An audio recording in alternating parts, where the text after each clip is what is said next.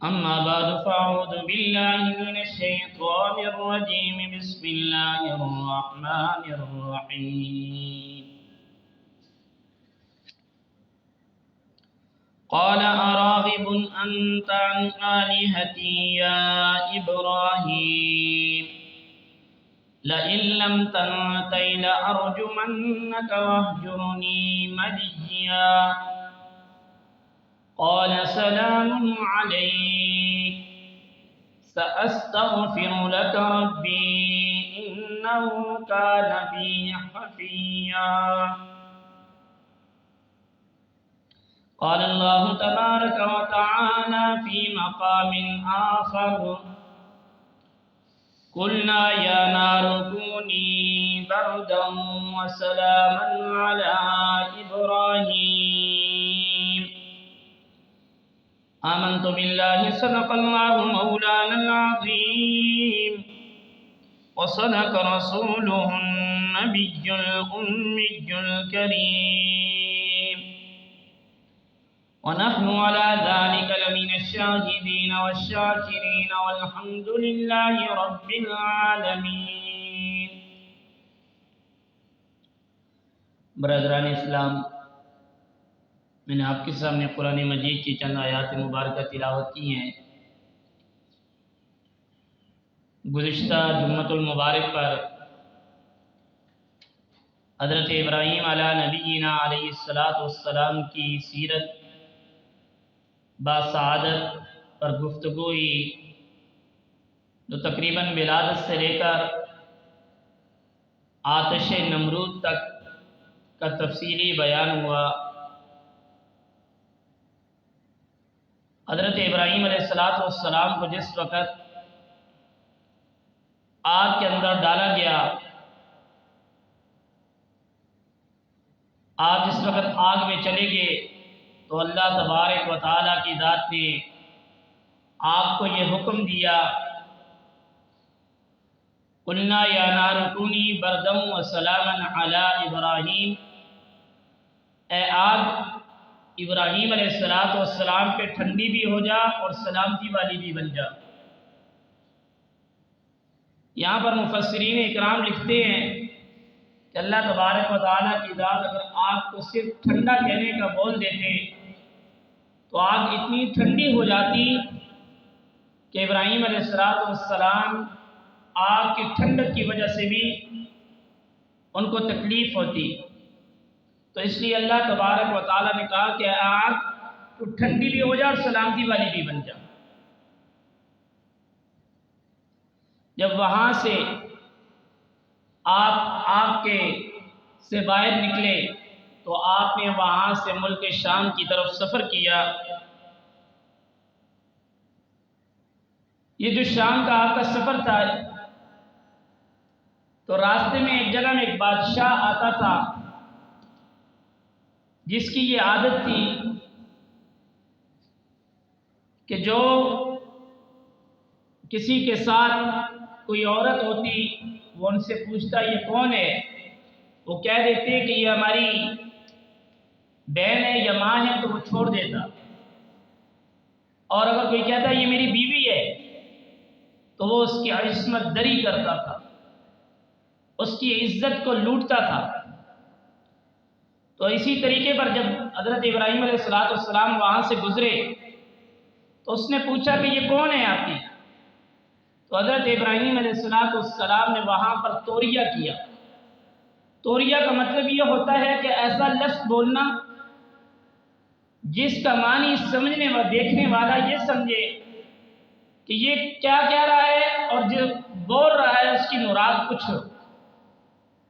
حضرت ابراہیم علیہ السلام نے کہا کہ یہ میری بہن ہے. مقصد یہ تھا کہ یہ میری اسلامی بہن ہے، جیسے مسلمان کا بھائی ہے، حالانکہ وہ ان کی بیوی تھی. تو انہوں نے اس کو جانے دیا. دوسری روایت یہ ہے کہ اس کے باوجود بھی اس ظالم بادشاہ نے حضرت ابراہیم علیہ السلام کی عزت کو پامال کرنا چاہا تو اللہ تبارک و تعالیٰ کی ذات نے اس بادشاہ کے ہاتھ کو شل کر دیا. اس سے یہ بات ثابت ہوتی ہے کہ انبیاء علیہ السلام کے عصمت پہ، آپ کی حرمت پہ یا آپ کی ذات پہ آپ جب بھی کوئی ایسا فعل، چاہے وہ زبان درازی کا ہو یا بہتان الزامی کا ہو یا کسی بھی قسم کا ہوگا، تو اللہ تبارک و تعالیٰ دنیا میں تو سزا دیں گے ہی دیں گے، آخرت میں بھی ضرور اس کی سزا ملے گی۔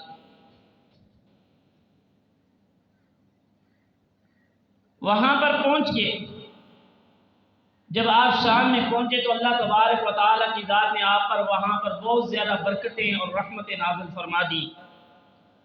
وہیں پر آپ نے بیت المقدس کی تعمیر شروع کی۔ جب حضرت ابراہیم علیہ السلام نے فلسطین کے اندر لوگوں کو توحید اسلام کی دعوت دی تو لوگوں نے کہا کہ اے ابراہیم، ہمارے لیے کوئی ایسی عبادت خانہ بھی ہونا چاہیے جہاں پر ہم اپنے اللہ کی ذات کو پکار سکیں۔ تو اللہ تبارک و تعالیٰ نے جبریل امین کو حکم دیا کہ آپ جنت سے ایک پتھر لے کر چلے جائیں اور وہاں پر جا کر اس کو رکھیں اور بتا دیں کہ یہ اس عبادت خانے کے لیے اللہ تبارک و تعالیٰ کی طرف سے جو پتھر آیا ہے وہ جنت سے آیا ہے، وہ جنت کا پتھر ہے۔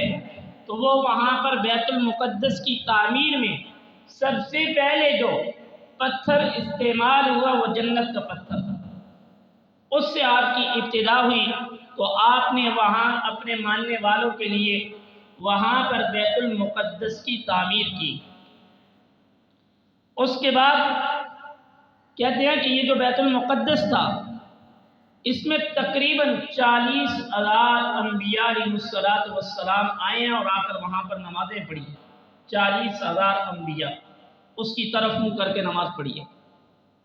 یہ پہلے انبیاء علیہ السلام کا مسکن اور پہلے انبیاء علیہ السلام کا قبلہ وہ بیت المقدس تھا۔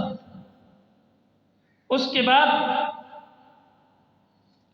آپ نے نمرود کو دعوت دی۔ نمرود کو جب آپ نے دعوت دی تو اس کو بڑا غصہ آیا، اس نے تیر نکالے اور نکال کر کے آسمان کی طرف اس طرح پھینکنا شروع کر دیے، اور جب وہ آسمان کی طرف تیر گئے تو واپسی میں جب وہ تیر واپس آ رہے تھے ان کے ساتھ خون لگا ہوا تھا۔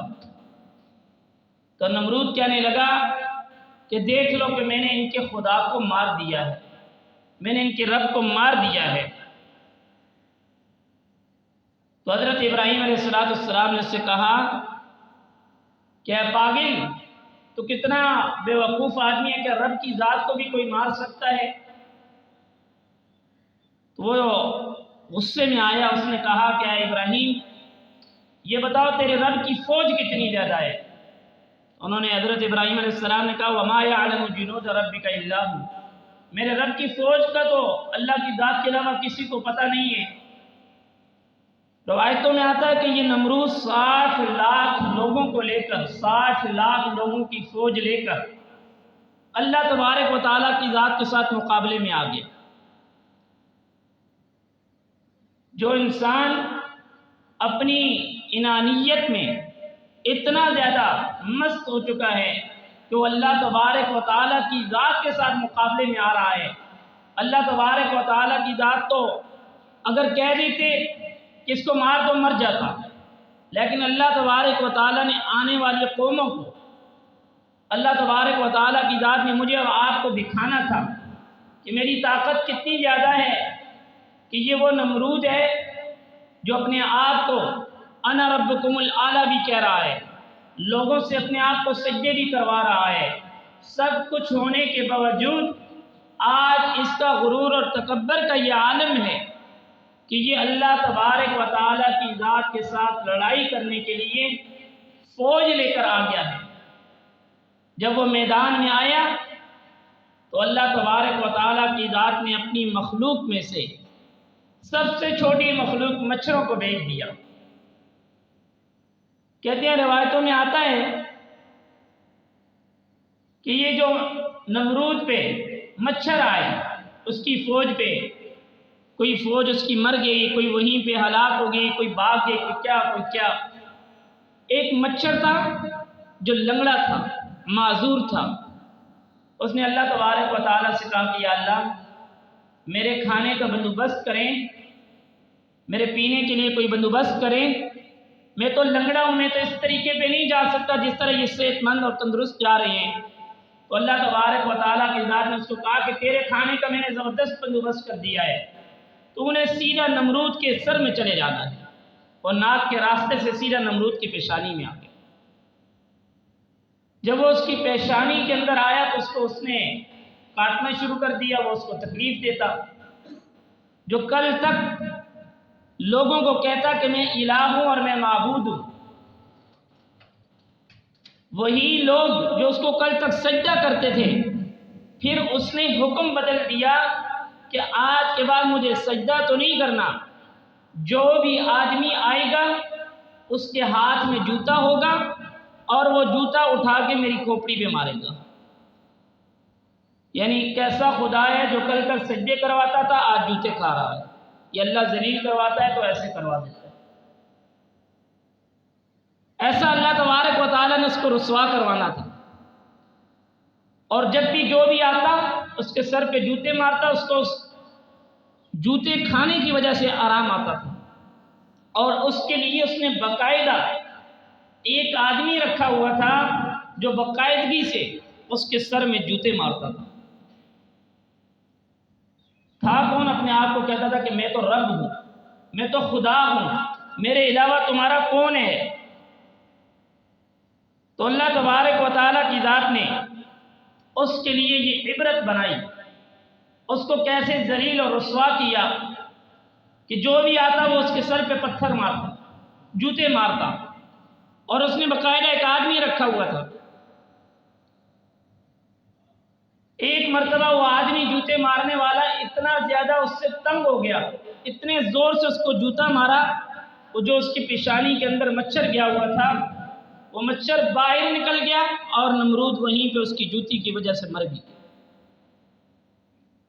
اللہ کے مقابلے میں آنا، اللہ کی ذات کے ساتھ شرک کرنا، اللہ تبارک و تعالیٰ کے ساتھ یا اپنے آپ کو بڑا سمجھنا، اللہ مہلت تو دے دیتے ہیں لیکن مقام اور جو عبرت ہوتی ہے وہ آنے والوں کے لیے ہوتی ہے۔ نمرود کو دوبارہ جب یہ مکالمہ، جب حضرت ابراہیم علیہ السلام تو اس نے آگ میں ڈالا، جب یہ وہاں سے ذلیل اور رسوا ہو گیا، 40 دن کے بعد اللہ تبارک و تعالیٰ کی ذات نے دوبارہ حضرت ابراہیم علیہ السلام کو کہا کہ آپ جاؤ دوبارہ نمرود کو اسلام کی دعوت دے دو۔ حضرت ابراہیم علیہ السلام وہاں پر پہنچے، اس سے کہا کہ نمرود آپ کو اللہ یاد کریں، ایمان لے آؤ۔ تو اس نے کہا کہ اللہ کی ذات کو ماننے والا کون ہے؟ اللہ کی ذات پہ ایمان کون لاتا ہے؟ آپ مجھے یہ بتا دیں۔ تو حضرت ابراہیم علیہ السلام نے اس کو بتایا کہ فلاں فلاں اللہ کی ذات پہ ایمان لاتے ہیں، آپ بھی اللہ کو مان لو۔ انہوں نے کہا کہ اللہ تبارک و تعالیٰ ہوتا کون ہے؟ اللہ کی طاقت کیا ہے؟ میں کیسے مان لوں کہ اللہ کی ذات موجود ہے؟ تو حضرت ابراہیم علیہ السلام نے کہا کہ میرا رب کی ذات تو وہ ہے جو زندہ کرتا ہے اور مارتا ہے۔ تو نمرود نے کہا یہ کام تو میں بھی کر سکتا ہوں، زندگی اور موت کا مالک تو میں بھی ہوں۔ اس نے قید خانے سے 2 آدمی بلائے، ایک کو مار دیا، ایک کو زندہ چھوڑ دیا، کہا یہی کام آپ کہہ رہے تھے، یہ تو میں بھی کر سکتا ہوں۔ حضرت ابراہیم علیہ السلام سمجھ گئے کہ یہ کتنا بڑا بے وقوف ہے، یہ زندگی اور موت کا معنی بھی نہیں سمجھتا ہے کہ زندگی کس کو کہتے ہیں اور موت کس کو کہتے ہیں، کہ اللہ تبارک و تعالیٰ تو پیدا کرتا ہے اور مارتا ہے، یہ زندہ آدمی کو ایک کو چھوڑ رہا ہے ایک کو مار رہا ہے۔ تو حضرت ابراہیم علیہ السلام نے کہا اللہ کے بندے یہ مطلب نہیں ہے زندہ اور مارنے کا مقصد۔ کہا کہ پھر تو میرا رب وہ ہے کہ جو سورج کو مشرق سے لاتا ہے اور مغرب میں غروب کر دیتا ہے۔ اگر تو اپنے آپ کو رب کہتا ہے اور تو کہہ رہا ہے کہ یہ کام میں کر سکتا ہوں، تو اس طرح کر کہ تو سورج کو مغرب کی طرف سے لے کر آ کے مشرق کی طرف غروب کر دے۔ جب اس نے یہ بات سنی تو وہ چپ ہو گیا، اس کے اندر اس چیز کی طاقت نہیں تھی۔ تو حضرت ابراہیم علیہ السلام نے کہا کہ دیکھو میرا رب تو یہ ہے۔ کسی نے حضرت ابراہیم علیہ السلام سے پوچھا کہ اگر وہ یہ بات کہہ دیتا، یہ تو میں ہوں جو سورج کو مشرق سے لاتا ہوں، مغرب میں غروب کرتا ہوں، اگر آپ کا رب ہے تو اس کو بولو کہ وہ مغرب سے لائے اور مشرق میں غروب کر دے، یہ تو میں بھی کر سکتا ہوں، یہ تو میں کر رہا ہوں، آپ کا رب اگر ہے تو وہ یہ کام کر دے۔ تو حضرت ابراہیم علیہ السلام نے اللہ تبارک و تعالیٰ کی ذات سے پوچھا، اللہ جب میں نے نمرود سے یہ بات کی، اگر وہ مجھے یہ بات کہہ دیتا تو پھر کیا ہوتا؟ اللہ تبارک و تعالیٰ کی ذات نے فرمایا کہ میری عزت اور میری جلال کی قسم، اگر وہ یہ بات کہہ دیتا تو میں سورج کو مغرب کی طرف سے نکال دیتا۔ اللہ تبارک و تعالیٰ کی ذات اپنے انبیاء علیہ السلام کو کسی بھی معاملے میں ناکام نہیں کرتے۔ انبیاء علیہ السلام کے اوپر آزمائشیں آتی ہیں، تکالیف آتی ہیں، وہ ان کا امتحان ہوتا ہے۔ حضور اکرم صلی اللہ علیہ وآلہ وسلم فرماتے ہیں اشد بلاء الانبیاء ثم الامثل فالامثل، سب سے زیادہ مشکلات وہ انبیاء علیہ السلام پہ آتی ہیں، اور وہ جو آزمائشیں آتی ہیں، وہ جو امتحان ہوتے ہیں، وہ اس مقصد کے لیے ہوتے ہیں، ان کا مقصد اور ان کی وجہ یہ ہوتی ہے کہ انسان اللہ تبارک و تعالیٰ کا جو برگزیدہ بندہ ہے، جو نبی ہے، اللہ تبارک و تعالیٰ کی ذات اس کو چیک کرنا چاہتا ہے، اور وہ اللہ تبارک و تعالیٰ کی ذات کے ساتھ اس کا تعلق مضبوط ہوتا ہے۔ جو بھی مصیبت آتی ہے، جو بھی مشکل آتی ہے، وہ سب کے سب اس کے اوپر ثابت قدم رہتے ہیں، وہ اس سے ڈگمگاتے نہیں۔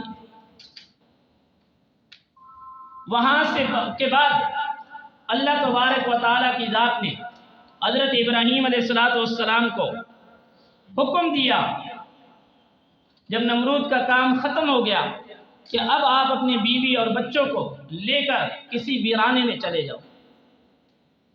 آپ اپنے بیٹے حضرت اسماعیل علیہ السلام کو اور اپنی بیوی کو لے کر وہاں سے چلے گئے۔ چلتے چلتے آپ ایک ویرانے میں پہنچ گئے، ایک اونٹ پہ خود سوار ہیں، ایک پہ بیوی اور ایک پہ بچے سوار ہیں۔ تو وہاں پر حکم ہوا یہاں پہ پڑاؤ ڈالو اور یہاں پہ آپ نے اپنے بچوں کو چھوڑنا ہے۔ کچھ دن رہنے کے بعد اللہ تبارک و تعالیٰ کی طرف سے حکم آیا کہ یہاں پر اپنے بچوں کو چھوڑ کے چلے جاؤ۔ حضرت ابراہیم علیہ السلام کی آنکھوں میں آنسو آئے، ادھر ادھر دیکھا، نہ کوئی آبادی ہے، نہ کوئی پانی کا بندوبست ہے، ایک چٹکل میدان ہے اور کوئی ہے بھی نہیں، بیوی اور بچہ ہے، یہاں پر بچوں کو چھوڑ کے جانا ہے۔ جب جانے لگے تو بیوی نے کہا آپ ہمیں کہاں پہ ایسی جگہ میں چھوڑ کے جا رہی ہیں جہاں پہ زندگی کی کوئی چیز ہے بھی نہیں ہے؟ حضرت ابراہیم علیہ السلام نے کہا اللہ کی طرف سے حکم ہے، یہ اللہ کا حکم ہے۔ تو بیوی نے کہا کہ جب اللہ کا حکم ہے پھر آپ چلے جاؤ۔ بیوی بھی کتنی نبی کی کیسی بیوی تھی کہ اللہ کے حکم کے آگے کہا کہ اگر اللہ کا حکم ہے تو میں اس پہ راضی ہوں۔ تو جب حضرت ابراہیم علیہ السلام چلے گئے، حضرت اسماعیل علیہ السلام اور ان کی والدہ وہاں پہ رہنے لگی۔ کچھ ٹائم کے لیے تو ان کے پاس پانی تھا، لیکن جب وہ پانی ختم ہو گیا تو حضرت اسماعیل علیہ السلام پانی کی پیاس کے لیے شدت ان میں آئی تو انہوں نے رونا شروع کر دیا۔ ان کی والدہ کبھی ادھر جاتی کبھی ادھر جاتی، پھر دل میں خیال آتا کہیں ایسا نہ ہو یہ ویرانہ ہے، یہاں پر ایسا نہ ہو جائے کہ کوئی آ جائے اور آ کر میرے بیٹے کو کھا لے۔ وہ بار بار چکر لگاتی، پھر آ کے بیٹے کو دیکھتی۔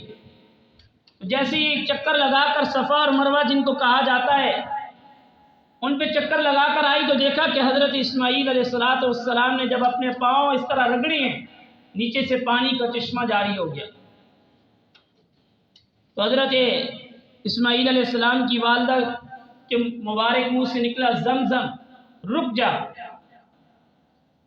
وہ وہیں پہ کنواں رک جا، وہ چل رہا تھا۔ تو اللہ تبارک و تعالیٰ کی ذات نے وہاں سے آپ کے پاؤں کے قدموں کے مبارک قدموں سے وہاں سے چشمہ جاری کر دیا۔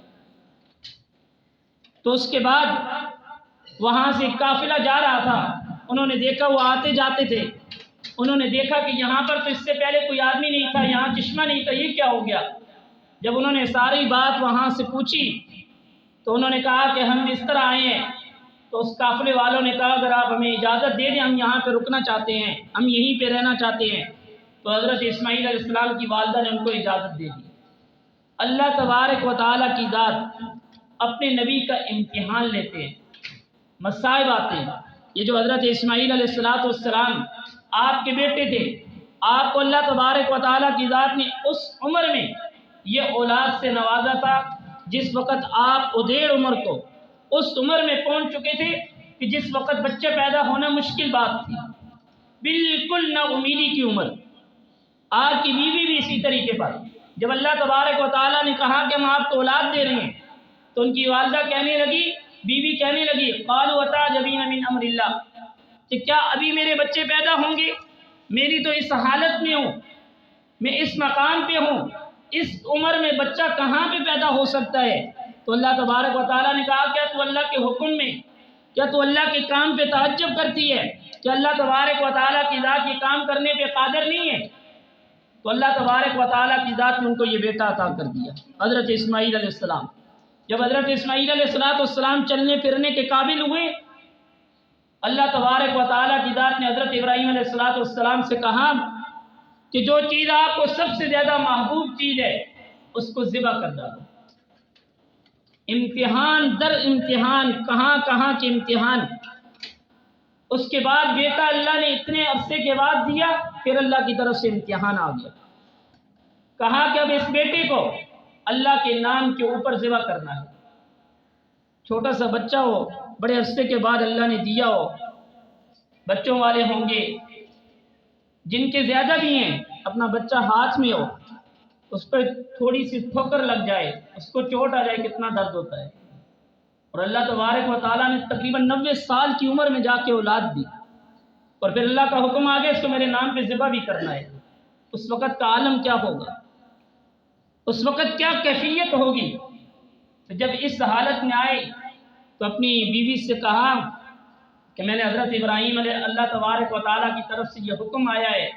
انہوں نے کہا جب اللہ کا حکم آیا ہے تو آپ جو کرنا چاہیں اللہ کے حکم کے آگے ہمارا کوئی بس نہیں، آپ ضرور کیجئے، اللہ کے حکم کو پورا کیجئے۔ باپ تو باپ تھا، بیٹے سے پوچھا کہ مجھے اللہ کا یہ حکم آیا، آپ کی کیا رائے ہے؟ تو حضرت اسماعیل علیہ السلام کیسی تربیت یافتہ تھے، کہا کہ ابا کہ آپ کو جو اللہ نے حکم دیا آپ اس کو پورا کیجئے۔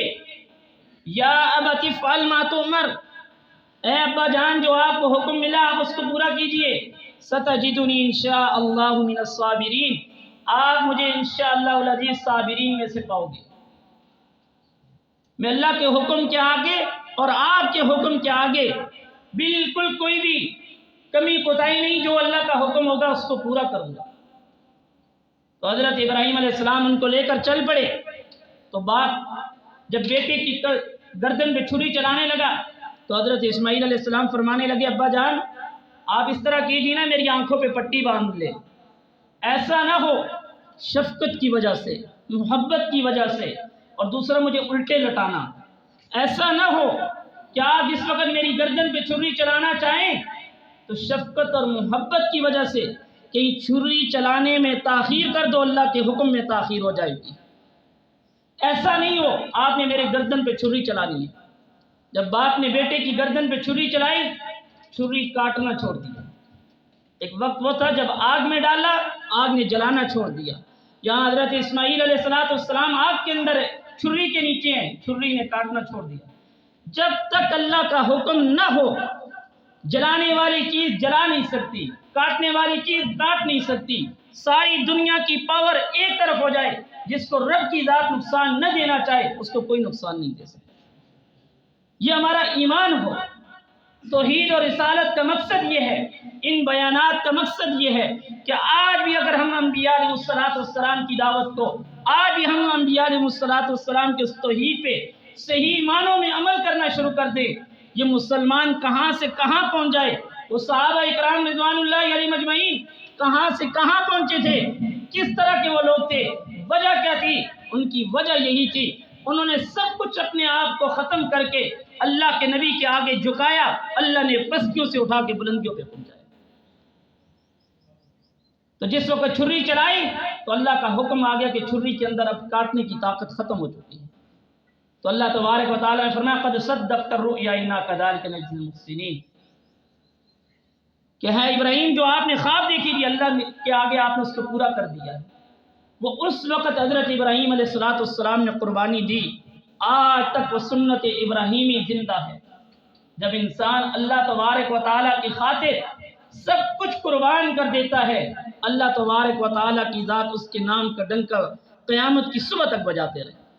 جب ہم بھی اللہ تبارک و تعالیٰ کے حکموں کے مطابق اپنی زندگی گزاریں گے، جب ہم بھی اپنی مرضی کو مٹا کے اللہ کے حکم کے آگے رکھیں گے، اللہ کی مان کے چلیں گے، اللہ کے نبیوں کی دعوت کے اوپر عمل کریں گے، کسی کی کیا مجال کہ وہ انبیاء علیہ السلام کی توہین کرے، کارٹون بنائے۔ میرے محترم دوستو، آج پوری امت سراپا احتجاج ہے کہ ہندوستان والوں نے گستاخی کر دی، وہ تو غیر مسلم ہیں، وہ تو غیر قومی ہیں، وہ تو میرے نبی کے مسلمانوں کے دشمن ہیں۔ میں اور آپ اپنے گریبان میں دیکھیں، میں اور آپ کتنے اللہ کے نبی سے پیار کرنے والے ہیں۔ یہاں سے منادی مؤذن حی علی الصلاح حی علی الفلاح کہہ رہا ہے، میں اور آپ کتنا آنے کے لیے تیار ہیں۔ یہاں نماز کا وقت ہے، زکوٰۃ فرض ہو چکی ہے، غریب کا بچہ پڑوس کے اندر بھوکا ہے، رشتہ داروں کی بیٹیاں جوان بیٹھی ہوئی ہیں، میری اور آپ کی عیاشی ختم نہیں ہے۔ ہم کہتے ہیں ہم عاشق رسول ہیں، غلامی رسول میں موت بھی قبول ہے، غلامی رسول میں نماز قبول نہیں ہے۔ ہمیں غلامی رسول میں نماز پڑھنے کی توفیق نہیں، ہمیں صرف اور صرف نعرہ لگانا ہے۔